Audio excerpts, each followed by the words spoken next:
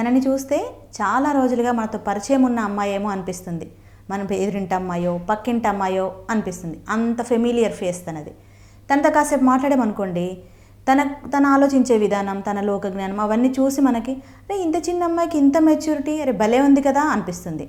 ఇప్పటికే మీకు కాస్త క్లూ దొరికి కదా, తనేనండి యాంకర్గా యాక్టర్గా రాణిస్తున్న శరణ్య. ఈరోజు మన స్టూడియోలో మనతో పాటు ఉన్నారు. హాయ్ శరణ్య. హాయ్. బాగున్నారా? బాగున్నారా? ఏంటి ఇప్పుడు ప్రస్తుతం జాను తర్వాత ఎలా ఉంది రెస్పాన్స్? రెస్పాన్స్ చాలా పాజిటివ్గా ఉంది. అందరూ మంచి ఐ మీన్ శుభ క్యారెక్టర్తోని చాలా ఇంప్రెస్ అయ్యారు. నాకు పర్సనల్గా టెక్స్ట్లు కూడా వస్తున్నాయి, బాగుంది కామెడీ బాగుంది, ఆ క్యారెక్టర్కి బాగా చేసావు అని కాంప్లిమెంట్స్ కూడా వస్తున్నాయి. Thanks to the director, thanks to the producer Raju garu, director Prem Kumar sir. So thanks to everyone. అసలు ఫస్ట్ మూవీ ఫిదా కదా నీది. యాక్చువల్గా ఫిదాలో రేణుక క్యారెక్టర్, అది దానికి ఎట్లా ఛాన్స్ వచ్చింది నీకు? యాక్చువల్గా మామూలుగా అయితే అప్పటికి ఒక ఛానల్లో యాంకర్ చేస్తున్నావు, అది తెలుసు మనకి. సో అక్కడ నుంచి నీకు ఫిదా ఎట్లా వచ్చింది ఏంటి అని? ఫిదాకి ఫ్రెష్ ఫేసెస్ కోసం చూస్తున్నారు. So fresh faces at the same time మంచి తెలంగాణ యాక్సెంట్ ఫ్లూయెంట్గా మాట్లాడే అమ్మాయి కావాలి అని చూస్తున్నారు. కొత్త ఫేస్ కావాలి. సో అప్పుడు ఆడిషన్స్ అవుతున్నాయి, ఫ్రెండ్స్ సర్కిల్లో ఆడిషన్స్ అవుతున్నాయి అని తెలవడం, సరే ఒకసారి ట్రై చేద్దామని అట్లా అప్రోచ్ అయ్యా. యాక్చువల్గా మీది నిజామాబాద్ కదా? నిజామాబాద్ నుంచి అంటే నీ స్టడీ ఏంటి, ఎట్లా అంటే సినిమా ఫీల్డ్లోకి రావాలన్నా కెరీర్ యాంకర్ కావాలన్నా ఎట్లా అసలు ఎట్లా వచ్చావు ఏంటి? అంటే ఇంకా చిన్నప్పటి నుంచి మల్టిపుల్ టార్గెట్స్ ఉంటాయి మనకి. 10th వరకు ఒకటి ఉంటుంది. 10th వరకు అయితే నేను టీచర్ అవ్వాలి అనుకున్నా, ఎందుకంటే మా అమ్మ కూడా టీచర్ ఉండే. నేను ప్రైమరీ సెక్షన్స్లో ఉన్నప్పుడు మా అమ్మ టీచింగ్ జాబ్ చేసేది. సో 10th వరకు నేను టీచర్ అవ్వాలి అనుకున్నా. ఇంటర్మీడియట్ వచ్చాక లెక్చరర్ అనుకున్నా. డిగ్రీ చేసేటప్పుడు మా కాలేజ్లో క్యాంపస్ రిక్రూట్మెంట్స్ ఉంటాయి. సో అక్కడ సాఫ్ట్వేర్ సత్యం మహేంద్ర, విప్రో ఇవన్నీ క్యాంపస్ రిక్రూట్మెంట్స్ అవుతుంటే సరే ఒక సాఫ్ట్వేర్ జాబ్ కొట్టేద్దాం అనుకున్నా. సో అది డిగ్రీ చేస్తున్నప్పుడే నాకు లోకల్ ఛానల్లో ఇంటర్వ్యూస్ అవుతున్నాయి, ఒకసారి ట్రై చేయమని నాకు కాల్ వచ్చింది. మా టీచర్ కాల్ చేసి చెప్పారు. సో అట్లా నేను కెమెరా ముందుకు రావడం స్టార్ట్ అయింది. దాని తర్వాత ఇంకా నాకు మారిపోయింది. సాఫ్ట్వేర్ కాదు ఇది నాకు సెట్ అయ్యింది, ఇందులో నేను కంఫర్టబుల్ ఉన్నా అని చెప్పి ఇంకా ఇటు ట్రై చేశాను. ఓకే. అంటే ఫస్ట్ లోకల్లో, ఆ తర్వాత V6లోనా? అక్కడ తీన్మార్ అనే ప్రోగ్రాంలో అంటే అది ఆ ఎక్స్పీరియన్స్ ఎట్లా ఉండేది? అంటే జనరల్గా గ్లామర్ అనుకుంటాం కదా, ఆ ప్రోగ్రామ్కి వచ్చేసరికి కొంచెం డిగ్లామర్ మీన్స్ పెద్ద బొట్టు పెట్టుకోవాలి, శారీ కట్టుకోవాలి, అట్లా ఉంటుంది కదా. అది ఎట్లా ఉండేది అంటే ఎట్లా ఫీల్ అయ్యేది ఫస్ట్లో? అంటే తర్వాత ఫేమ్ వచ్చిన తర్వాత వేరే, ఫస్ట్లో ఎట్లా ఫీల్ అయ్యేది? అదైతే నాకు సడన్ సర్ప్రైజ్ అనే చెప్పాలి. ఎందుకంటే డిగ్రీలో ఉన్నప్పుడు నేను తీన్మార్ చూస్తుంటే నాకు అది ఇష్టం, నాకు ఆ ప్రోగ్రామ్ చూసేదాన్ని, ఎంజాయ్ చేసేదాన్ని. కానీ దానికే నేను హోస్ట్ చేస్తా అని అనుకోలేదు ఎప్పుడు. వచ్చింది డిగ్లామర్ అని అంటే దానికి నేను చాలా ఎక్స్పీరియన్స్ చేసిన. బయట 30-40 ఉంటాయి అమ్మాయికి అనుకున్నారు. వెన్ ఐ వాజ్ 20, 30-40 ఉంటే ఆ అమ్మాయి ఎందుకు అనే దీంట్లో కూడా వచ్చిందనమాట. అంటే మా హస్బెండ్ నుండి ఈ అమ్మాయిని చేసుకోవాలనుకుంటున్నా అని, ఫోటో ఏం లేదు ఛానల్లో వస్తుంటే ఈ అమ్మాయిని చేసుకోవాలనుకుంటున్నా అని చూపించేసరికి 30-40 ఉంటే ఎందుకురా అమ్మాయి అన్నారంట మా అత్తయ్య. తర్వాత చూస్తే అర్థమైంది, ఓహో టీవీలో అట్లా కనిపిస్తుంది అని. సరే, ఇప్పుడు హస్బెండ్ విషయం వచ్చింది కాబట్టి, మీ హస్బెండ్ ప్రదీప్, తను నువ్వు కలిసి ఒక దగ్గర చేశారు కదా? అంటే ఎట్లా అంటే కలిసి చేసినప్పుడు కలిగిన పరిచయమా, ప్రేమ ఎట్లా అంటే మీ పెళ్ళేంటంటే ఒక షాక్ అన్నట్టు, అదే పెళ్ళి చేసుకున్నారు అట్లాగే ఎలా ఎప్పుడు ఎక్కడ అంటే అక్కడే ఉన్నా కూడా కనిపించకపోయేవాళ్ళు కదా, ఎప్పుడు కలిసినట్టు కానీ ఎక్కువ మాట్లాడుకున్నట్టు కానీ అసలు ఏమీ లేకుండే. లైక్ ఒక్క దగ్గర వర్క్ చేసినప్పుడైతే ఏం లేకుండే, కొలీగ్స్ లాగా ఫ్రెండ్స్ లాగే ఉండేవాళ్ళం. కాకపోతే తనతో మాట్లాడేటప్పుడు కొంచెం కంఫర్టబుల్ ఫీల్ అయ్యేదాన్ని. అంటే నాకు శాటిలైట్ ఛానల్ అది హైదరాబాద్కి వచ్చి వర్క్ చేయడం ఫస్ట్ టైం. నాకు నిజామాబాద్ నుంచి నేను ఎప్పుడు బయటకు వచ్చి వర్క్ చేసింది లేదు. నా ఎల్కేజీ నుంచి నా గ్రాడ్యుయేషన్ వరకు మొత్తం నిజామాబాదే నాది. సో బయటికి ఎప్పుడు రాలే. జాబ్ కోసం నేను హైదరాబాద్కి వచ్చినాక ఫర్ ద ఫస్ట్ టైం నేను ఒక అన్నోన్ పర్సన్తో, ఒక స్ట్రేంజర్తో మాట్లాడేటప్పుడు, అంటే ఎంప్లాయీ కొలీగే కావచ్చు, కానీ వాళ్ళతో కూడా మాట్లాడేటప్పుడు కంఫర్టబుల్గా, ఒక మేల్ కొలీగ్తో మాట్లాడేటప్పుడు కంఫర్టబుల్గా ఫీల్ అయింది ఆయనతోనే. సో ఆ ఫ్రెండ్షిప్ ఉండే మా మధ్య. అప్పుడు ఏం లేదు పెళ్లి చేసుకోవాలి అట్లా కమిట్మెంట్స్ ఏం లేకుండే. ఆయన ఛానల్ మారిపోయాక కూడా కొన్ని రోజులు మామూలుగా మాట్లాడుకునే వాళ్ళం. తర్వాత like we got to know about each other. నేనేంటి, నా మెంటాలిటీ ఏంటి అని ఆయనకు తెలియడం, ఆయన ఎట్లా ట్రీట్ చేస్తారు అని నాకు అర్థం అవ్వడం. సో పెళ్లి చేసుకుందాం అనుకున్నాం అంతే డైరెక్ట్. ఆయన నన్ను అడగడం కూడా పెళ్లి చేసుకుంటావా అని అడిగారు. ఓకే, అంటే తను ఒక దగ్గర ఉన్నప్పుడు కాదా ప్రపోజ్ చేసింది, వెళ్ళిన తర్వాత? Okay okay. పెళ్ళి కూడా కొంచెం ఏదో బాగా కిచిడి లాగానే అయిపోయింది మరి పెళ్ళి. అంటే కొంచెం సినిమాటిక్ గానే వెళ్ళిపోవడము అదంతా అయినట్టుంది కదా. ఆ తర్వాత ఎన్ని రోజుల తర్వాత మళ్ళీ కలిసారు? అంటే ఇప్పుడు ప్రదీప్ వాళ్ళ ఇంట్లో ఓకేనా? ఓకే. పెళ్లి తర్వాత ప్రదీప్ వాళ్ళ ఇంటికి వెళ్ళిపోయారా? అంతే. ఫస్ట్ నుంచే అత్తయ్య వాళ్ళకి ఓకే. ఓకే. ఇష్యూస్ నా సైడ్ నుంచి ఉండే, కానీ అవి ఎక్కువ రోజులు ఏమీ లేకుండే, 3 days అంతే. మా అమ్మ వాళ్ళు వచ్చారు, మాట్లాడారు, అంత సెటిల్. ఇప్పుడు అంత కూల్. 5 years అవుతుంది. ఓకే. ఆ తర్వాత మళ్ళీ అసలు యాక్చువల్గా అయితే జాబ్ చేయొద్దు అనుకుని ఆగిపోయి కొద్ది రోజుల వరకు. అవును, అంటే మ్యారేజ్ అయినాక మళ్ళీ ఇమీడియట్గా ఎందుకు వర్క్లోకి వెళ్ళిపోవాలి అన్నట్టు ఉండే. ఎట్ ద సేమ్ టైం నాకు అదే మూమెంట్లో నేను MBA చేస్తున్నా. సో ఫెబ్లో మ్యారేజ్ అయింది, మార్చ్లో నాకు MBA ఎగ్జామ్ సెమిస్టర్స్ ఉండే. సో మార్చ్ మొత్తం గ్యాప్ వచ్చింది. అనుకోకుండా అంత తొందరగా కూడా నేను జాయిన్ అవుదాం అనుకోలేదు. అన్నీ నాకు పెళ్లి దగ్గర నుంచి అన్ని కిచిడియే, అన్నీ ఫటాఫట్ అయిపోతున్నాయి. సో మార్చ్ ఎగ్జామ్స్ అయిపోగానే ఏప్రిల్లో ఇమీడియట్గా జాయిన్ అవ్వాల్సి వచ్చింది. జాయిన్ అయిపోయా. ఓకే. ఎందుకు ఇంకా వచ్చిన దాన్ని ఎందుకు లేట్ చేయడం అని జాయిన్ అయిపోయా. ఆల్రెడీ వర్క్ చేస్తున్న దాన్ని కాబట్టి ఎక్కువ రోజులు ఇంట్లో కూర్చోలేకపోయినా. అదే అదే. సో అక్కడికి వెళ్ళిన తర్వాత కదా ఫిదాలోకి. ఆ తర్వాత ఎన్ని మూవీస్ చేశారు ఏంటి ఎట్లా? ఇప్పటి వరకు అంటే ఒక 6 to 7 చేసి ఉంటా. 3 మూవీస్ అట్లా రిలీజ్కి ఉన్నాయి. కొంచెం టైం పడుతుంది, అంటే పక్కాగా చెప్పలేను ఎప్పుడు రిలీజ్ అవుతాయని, బట్ రిలీజ్ అవుతాయి. వచ్చాయి ఒక 6-7. అంటే ఫిదా తర్వాత నేను చూసింది శైలజారెడ్డి అల్లుడు, దాంట్లో ఒకటి ఉన్నట్టు. ఆ తర్వాత ఈ మూవీ జాను రిలీజ్ అయినాయి 3-4 ఉన్నాయి. ఇంక ఇది కాకుండా శైలజారెడ్డి, ఇది కాకుండా ఇంకొక మూవీ ఏముంది రిలీజ్? దొరసాని. ఓకే, దొరసాని ఉంది. మధ్యలో మిస్ మ్యాచ్ అని చేశాను. అవును కదా, మార్షల్ అని చేశాను. Okay okay. క్రేజీ ఫీలింగ్ అని కూడా చేశాను ఒకటి. అంటే రిలీజ్ అయిన వాటిల్లో ఒక 2-3 అంతగా బయటికి రీచ్ అవ్వలేదు, కానీ అన్నీ ఇంకా రిలీజ్ అవ్వని కూడా కలుపుకుంటే ఒక 6-7 మూవీస్ ఉంటాయి. అంటే ఫర్దర్గా ఎట్లా అంటే సినిమా వైపే వెళ్ళాలనా, అంటే మీ హస్బెండ్ కూడా డైరెక్టర్ అవుతున్నాడు కాబట్టి అటే ఉండాలనా, ఏంటి గోల్? ఇప్పటివరకు అట్లా ఏం అనుకోలేదు. నడుస్తుంది, జాబ్ నడుస్తుంది. మూవీస్ వచ్చినప్పుడు పర్మిషన్స్ వస్తున్నాయి, నాకు పర్మిషన్స్ ఇస్తారు. పర్మిషన్ అడుగుతాను, అవైలబిలిటీ ఉంటే నేను తీసుకొని లీవ్ పెట్టుకొని షూటింగ్స్కి వెళ్తాను.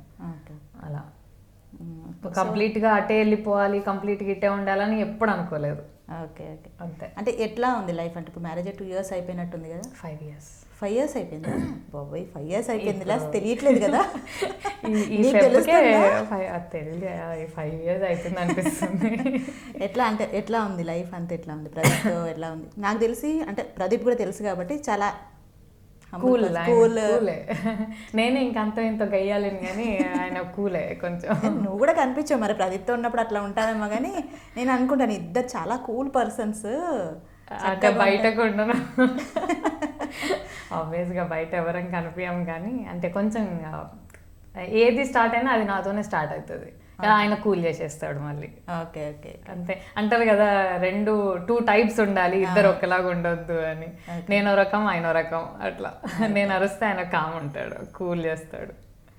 ఇప్పుడు చేస్తున్న సినిమాలన్నింటిలో నీకు బాగా నచ్చిన క్యారెక్టర్ ఏది ఇప్పటివరకు చేసిన వాటిల్లో? అంటే నువ్వు రిలీజ్ అయినవి కానివి కూడా. రిలీజ్ అంటే ఫస్ట్ అయితే నాకు ఫిదా ఇష్టం. నాకు అది అనుకోని హిట్, అనుకోని సర్ప్రైజ్ అది నాకు. తర్వాత శుభ క్యారెక్టర్ జానులో. నేను ఛాలెంజింగ్గా అంటే కొత్తగా చేసిన దాంట్లో శైలజారెడ్డి అల్లుడు కొంచెం సటిల్ క్యారెక్టరు అట్లా, కానీ అమ్మ దీవెన అని ఒకటి చేశాను. దాంట్లో కొంచెం ఇప్పటివరకు నేను దేంట్లో ఇయ్యనంత ఎమోషన్ అది ఇవ్వడం అయిందనమాట. కొంచెం అంటే ఛాలెంజింగ్ క్యారెక్టర్స్ తీసుకోవడం ఇష్టం, రొటీన్గా కాకుండా. సో శుభ అయితే ఇంక యాజ్ ఇట్ ఈజ్ అది నా క్యారెక్టర్, అది అరుస్తూనే ఉండడం, మాట్లాడుతూనే ఉండడం, గెలుపుతూ ఉండడం, తెలియకుండా నోట్లోంచి స్లిప్ అయిపోవడం అవన్నీ. ఫిదా నా క్యారెక్టర్ కాదు, అది అంటే సెటిల్ క్యారెక్టర్, అది నా క్యారెక్టర్ కాదు, నేను అది కాదు. శుభ నా లోపల నుంచి వచ్చిన నేను అది అన్న ఫీలింగ్ వస్తుంది నాకు. సో నాకు ఇష్టం ఈ రెండు. అయితే నచ్చిన రెండిట్లో ఒక సేమ్ థింగ్ ఉంది. ఫిదాలో క్యారింగ్, దీంట్లో శుభ క్యారెక్టర్ కూడా క్యారింగ్ ఉంటుంది. అంటే ఆ ఎక్స్పీరియన్స్ అది లేకపోయినా కూడా ఎట్లా ఆ స్క్రీన్ ఎక్స్పీరియన్స్ ఎట్లా ఉంది? బాగుంది యాక్చువల్గా. అది ఎట్లా అయిపోయిందంటే నాకు అలవాటు అయిపోతుందిలే నిజంగా వచ్చినప్పుడు అన్న ఫీలింగ్ వచ్చింది. ఫిదా తర్వాత ఒక దీంట్లోనూ ఇంకా దేంట్లోనో చేసినట్టున్నా సేమ్ ప్రెగ్నెంట్ క్యారెక్టర్, నాకు గుర్తు రావట్లేదు. కానీ ఇంకా అది ఎట్లయిపోయిందంటే అలవాటు అయిపోయింది, నేను దీన్ని హ్యాండిల్ చేయగలుగుతా అన్న ఇది వచ్చేసింది. అంటే సినిమాలో అంటే అదేదో పెడతారు, నిజంగా అంటే బరువు ఉంటుంది కదా, ఎట్లా బరువు ఉంటుంది. నిజంగా ఎట్లా ఉంటుందో తెలియదు, కానీ ఇంకా ఇది పెట్టుకున్నప్పుడు కూడా స్ట్రైట్గా కూర్చోలేము. ఓకే, లిటరల్గా ప్రెగ్నెంట్ ఉమెన్ ఎట్లయితే వెనక్కి లీన్ అయ్యి కూర్చుంటారో అట్లనే కూర్చోవాల్సి వస్తుంది, వంగలేము, అడ్డం ఉంటుంది. లిటరల్గా ప్రెగ్నెంట్ ఉమెన్ పొట్టతో ఉన్నప్పుడు పడే కష్టాలే ఉంటాయి. కడుపు నిండా తినలేము, అది కంప్రెస్ అయిపోయి ఉంటుంది కాబట్టి లంచ్ బ్రేక్ అట్లా వచ్చినప్పుడు తినలేము సరిగా. పొట్టకి అది ఒక పిల్లో లాగా ఉంటుంది, దాన్ని టైట్గా ప్రెస్ చేసి కడతాం కాబట్టి సరిగా తినలేము, ఇటు వండుకోలేము అటు వండుకోలేము, అన్న అవే కష్టాలు ఉంటాయి. కాకపోతే ఇది ఆర్టిఫిషియల్ అంతే.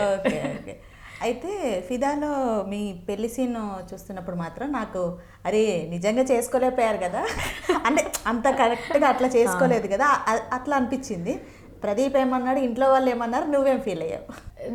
మా ఇంట్లో వాళ్ళు ఒప్పుకొని ఉంటే నా పెళ్ళి కూడా అట్లా జరిగేదేమో అన్న ఇది ఉండే, రిగ్రెషన్ ఏం లేదు. కాకపోతే అదొక ఆలోచన వస్తుంది కదా, అరే ఇంతగానం జరిగింది, అందరు ఉండేవాళ్ళేమో మా ఇంట్లో వాళ్ళు ఒప్పుకుంటే అన్న ఫీలింగ్ ఉండేది.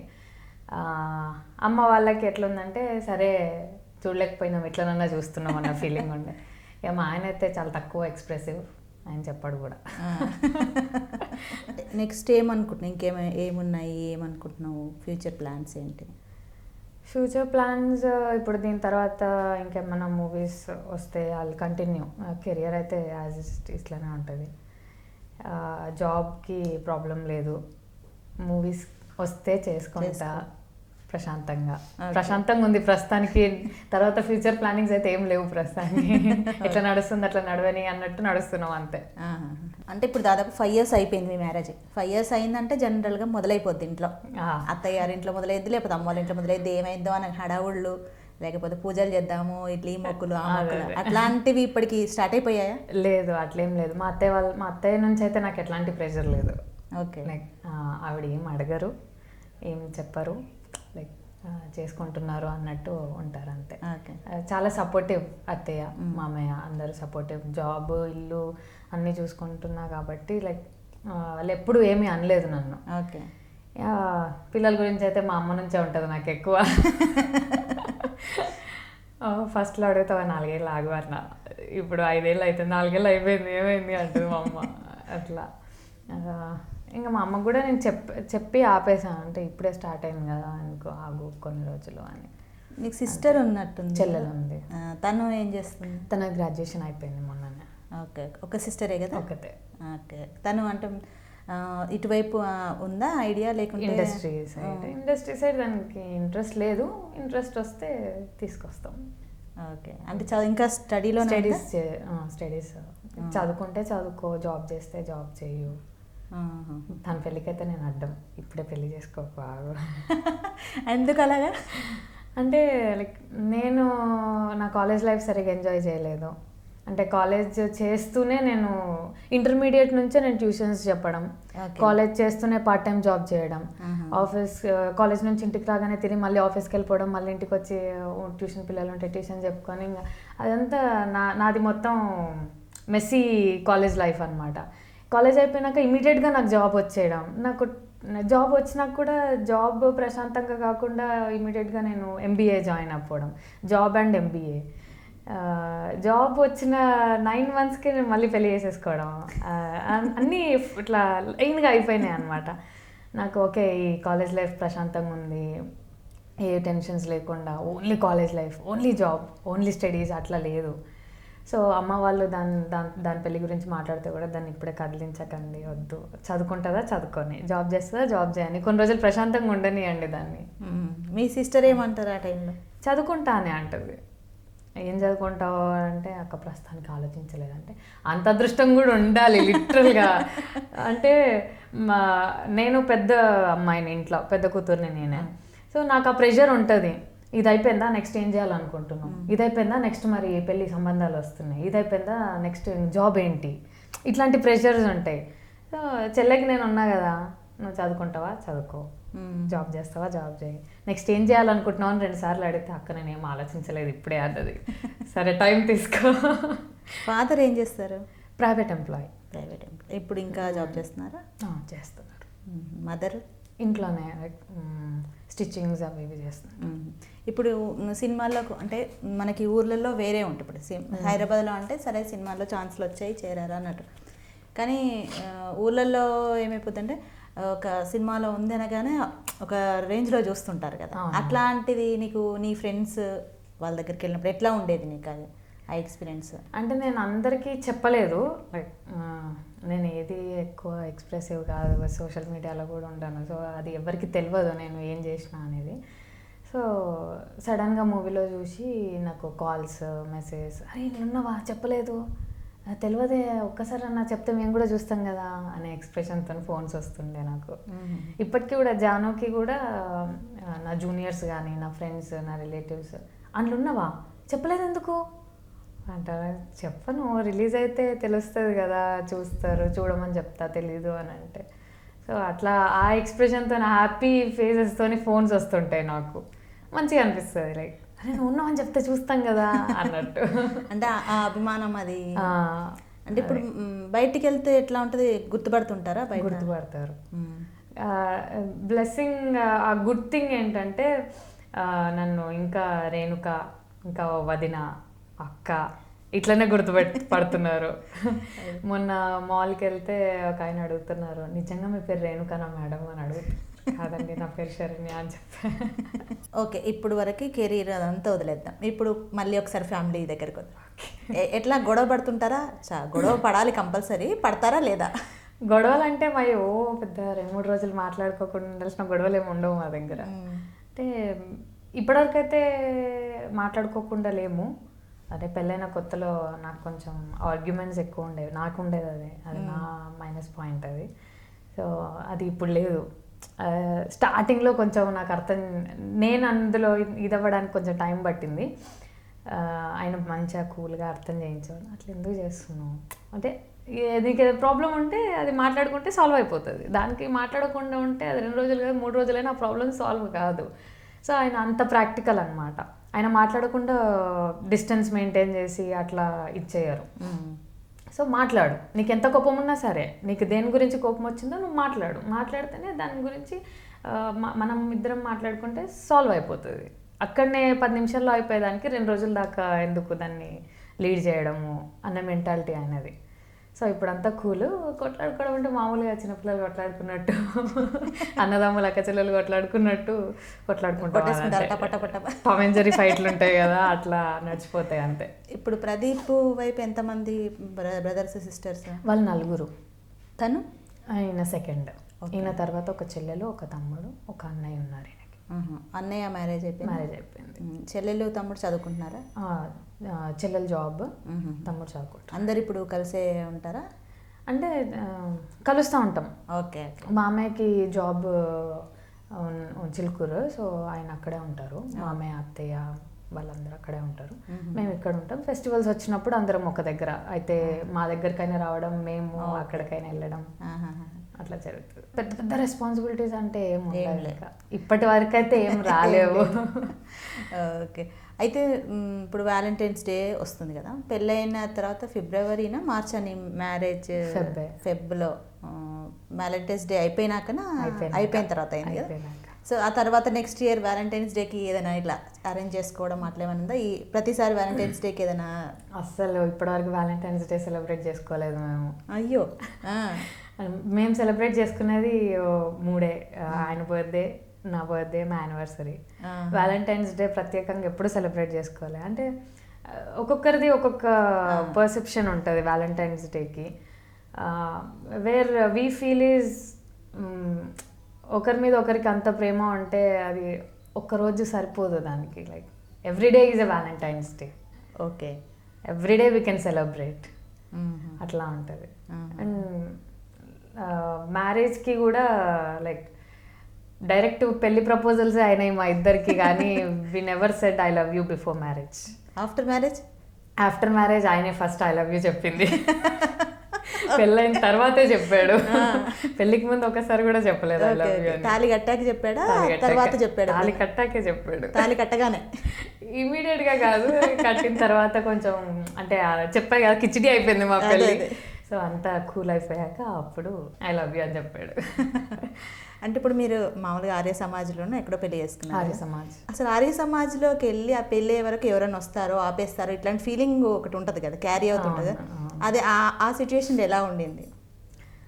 అంటే నాకు ఎవరైనా వస్తారు పెళ్ళి ఆపుతారు అన్న టెన్షన్ లేదు, కానీ రెండు ఉండే బోత్ సైడ్స్. అంటే నేను మా నాన్న వదిలేసి వచ్చిన అదొక టెన్షన్ ఉండే, ఇంకోటి కావాల్సిన ఆయన్ని పెళ్లి చేసుకుంటున్నాను హ్యాపీనెస్ ఉండే, రెండు ఉండే. ఇంకా ఆయనకేమో ఒకటే టెన్షన్, మా నాన్న అక్కడే ఒక్కరినే వదిలేసి వచ్చినాన్న, ఆయనకు అదొక్కటే టెన్షన్ ఉంది. ఆయన పెళ్లి చేసుకుంటున్నాడు కానీ ఆయన మొహంలో నవ్వులేదు. పంతు నుండి ప్రదీప్ కొంచెం నవ్వవయ్యా, అమ్మాయి నేను బలవంతంగా కూర్చోటి పెళ్లి చేసుకుంటున్నట్టుంది అది. ఆయన ఓన్లీ మా నాన్న గురించి ఆలోచిస్తున్నాడు, నేను మా నాన్న tension, at the same time happiness అది ఉంటుంది కదా. సో అట్లా అయిపోయింది. కాకపోతే ఆయన బర్త్డే సెలబ్రేట్ చేయాలని నాకు, నా బర్త్డే సెలబ్రేట్ చేయాలని ఆయనకి, అదొక స్పెషల్ డే.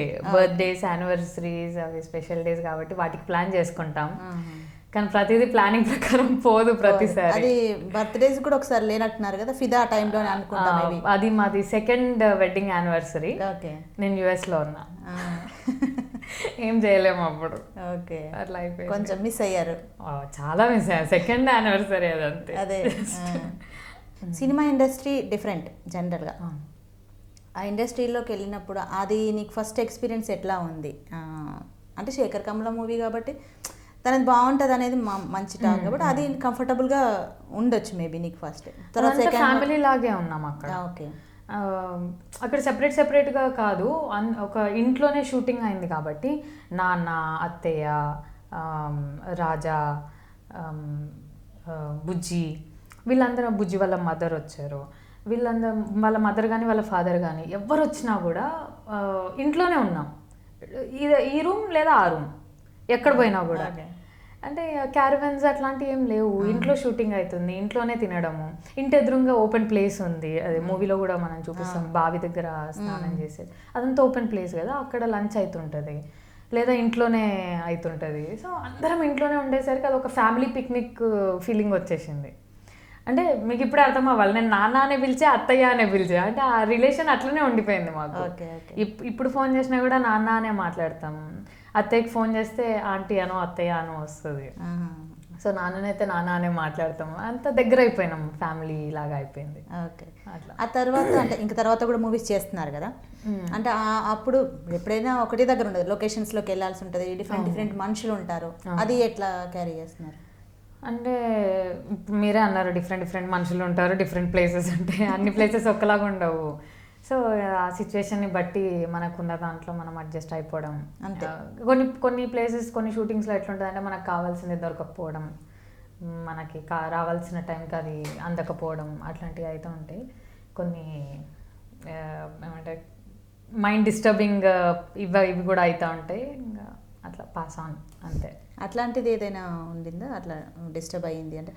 మేజర్గా అయ్యింది ఏం లేదు, చిన్న చిన్నవి లైక్ ఫుడ్ టైంకి రాకపోవడమా, అందకపోవడమా, మనకు కావాల్సింది రాకపోవడం అట్లా. ఫుడ్ అయితే టైంకి రాకుండా ఉండదు, ఎందుకంటే అసిస్టెంట్స్ వాళ్ళు ఉంటారు కాబట్టి అరేంజ్ చేసేస్తారు. So costume, makeup, some minute disturbances అవి పెద్ద మేజర్గా కూడా పెద్ద విషయాలు కాదు, అట్లా ప్రతి షూటింగ్లో అయితేనే ఉంటాయి అని అట్లా అలవాటు అయిపోయింది. నీ డ్రీమ్ రోల్ ఏంటి ఇప్పటివరకు? అంటే ఇట్లాంటి రోల్ చేస్తే బాగుండు, చెయ్యాలి ఇన్ ఫ్యూచర్. డ్రీమ్ రోల్ అంటే ఛాలెంజింగ్స్ అయితే ఇష్టం. లైక్ చెయ్యాలి అని ఉంది అంటే తమిళ్ మూవీ ఒకటి ఉంది, అరువి అని. ఆ క్యారెక్టర్ నాకు చాలా ఇష్టం, వస్తే హ్యాపీగా చేస్తా ఆ క్యారెక్టర్. ఇప్పుడు మామూలుగా క్యారెక్టర్స్ చేస్తున్నావు కదా, ఒకవేళ ఏదైనా మూవీలో హీరోయిన్ క్యారెక్టర్ అడిగారనుకో, ఓకేనా అది చేయడానికి? డిపెండ్స్, అది రోల్ కానీ ఆ క్యారెక్టర్కి ఉన్న స్ట్రెంగ్త్ ఎంత ఉంది, క్యారెక్టర్కి స్టోరీ ఎట్లా ఉంది అనేది చూసి నచ్చితే. అంటే ఇప్పుడు ఈ క్యారెక్టర్ సెలెక్షన్ కానీ మూవీ సెలెక్షన్ కానీ ఎట్లా, ఓన్ డెసిషనా? ప్రదీప్ హెల్ప్ తీసుకుంటావా? ఇద్దరం. అంటే నేను అంత జడ్జ్ చేయలేను కాబట్టి స్టోరీ అయితే ఇద్దరం వింటాం. దాంట్లో ఏదన్నా అంటే నాకు ఏదన్నా మంచిగా అనిపించింది అట్లా అంటే ఆయన డైరెక్షన్ సైడ్ కాబట్టి ఆయన నాకు ఇంకా మంచిగా ఎక్స్ప్లెయిన్ చేయగలుగుతారు. Okay okay. సో నేను అంత డెప్త్గా వెళ్ళలేను, నా ఆలోచన అంత దూరం పోదు. సో నాకు ఇట్లా అనిపిస్తుంది అని చెప్తే, అట్లా కాదు నాన్న ఇది ఇది ఇది సో మంచిగా ఉంటుంది క్యారెక్టర్, ఇంప్రూవైజేషన్ ఉంటుంది, లేదా గట్టిగా పడుతుంది నీ రోల్కి, బాగుంటుంది చెయ్యి అని ఎక్స్ప్లెయిన్ చేస్తారు. నిజంగా అది నాకు సూటబుల్ కాదు అని అంటే అసలు ఒప్పుకోరు. Okay okay. అట్లా వదులుకున్నవి ఏమైనా ఉన్నాయా? అట్లా వదులుకునేది అయితే నా వరకు కూడా రాదు అది. ఓహో ఓకే. అంటే నాకు ఫోన్ వస్తే ఒకవేళ అంటే ఇద్దరు నంబర్స్ ఉంటాయి, ఎవరికి ఏ నెంబర్ దొరుకుతుందో తెలియదు. సో నాకు ఫోన్ వస్తే నేను ఆయన నంబర్ పాస్ చేసేస్తా వాళ్ళకి, సో ఆయనే మాట్లాడుకుంటారు. Okay okay. ఫస్ట్ ప్రదీప్ మాట్లాడి తర్వాత ఓకే తనకి సెట్ అవుద్ది అనుకుంటే నీ దాకా రానిస్తాడు, అంతే. లేకుంటే ఇంకా అక్కడ ఆగిపోతుంది, ఇంకా అది అయిపోతుంది. ఓహో బాగుంది ఇది. అంటే ఇప్పుడు తను డైరెక్టర్ అవుతున్నాడు కదా, తన డైరెక్షన్లో చెయ్యాలి అట్లా ఏదైనా ఉందా? అట్లా అనిపిస్తుంది? ఆబ్వియస్గా ఉంటుంది కదా, హస్బెండ్ డైరెక్షన్లో చేయాలి అనేది ఖచ్చితంగా ఉంటుంది. ఎంతైనా ఒక ఆర్టిస్ట్గా నేనే అడుగుతా, ఏదైనా రోల్ ఉంటే ఇవ్వచ్చు కదా నీ సినిమాలో అని. నేను నా సినిమాలో పెట్టుకోను అంటాడు. అక్కడ కూడా పెట్టుకుంటావా లేదా? అంటే కనీసం పాసింగ్ షాట్ అని ఇయ్యో అంట, అలా వెళ్ళిపోతా కెమెరా ముందు నుంచి. అస్సలు పెట్టుకోను నేను, సరే ఆలోచిద్దాంలే అంటాడు. Okay okay okay. శరణ్య, చాలా రోజుల తర్వాత చక్కగా కదా, మీ డెస్క్ మీ పక్కన చేరేసుకుని కూర్చోవడం కాకుండా ఇలా పక్కన కూర్చోవడం, మళ్ళీ అదేదో నేను యాంకర్ లాగా అవతారం ఎత్తి నీతో మాట్లాడడం, ఇదంతా ఒక విచిత్రమైన లైఫ్ అంతే. భూమి గుండ్రంగా ఉంటుందని నేను మళ్ళీ మీ దగ్గరకు వచ్చేసిన.